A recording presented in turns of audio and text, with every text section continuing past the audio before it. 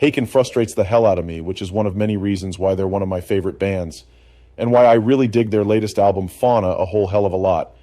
I discovered Haken right around when their 2016 album, Affinity, came out, and I pretty much dismissed the album outright. For whatever reason, it didn't connect with me.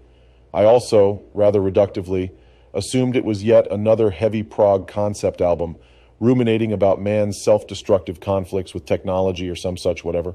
That trope had long since played itself out in my head.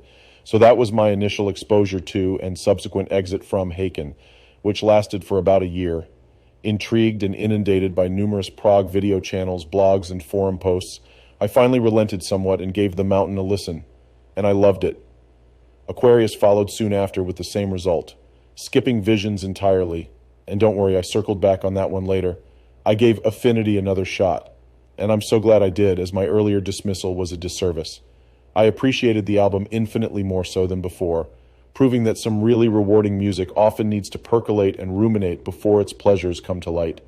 Sometimes the brain soil needs to be cultivated before the craft, nuances, and rewards of engaging art really begin to sprout.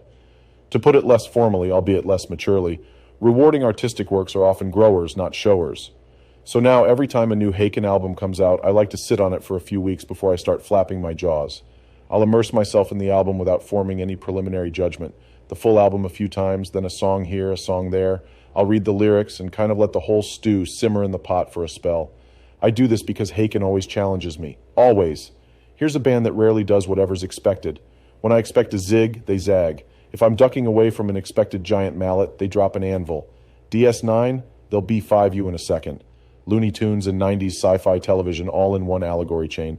Seriously, my God. Anyway, say what you want about Vector and Virus, and entirely so many people have. But even if they aren't my favorite Haken records, they still hold up to repeated listens, each time a rewarding experience. Yeah, it's easy to write them off as too genty. I know I did. Listen again, though. There are deeper layers to discover. Anyway, this brings us to Fauna, Haken's 2023 release, which at the time of this recording has been available for the last 3 months. Way to stay timely, Millsbot.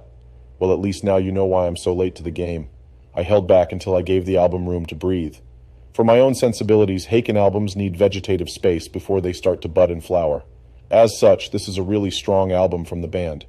Fauna is their best work since Affinity, probably even since The Mountain. Evoking the animal kingdom as thematic ruminations on the human condition, Haken has crafted an engaging series of musically rich tableaux, with content often both puzzling and precipitating, but always entirely compelling. Fauna is a fantastic record that bridges many of the band's eras, whilst forging ahead along their unique evolutionary trajectory. For even more, please go check out our full review over at Millstream Park.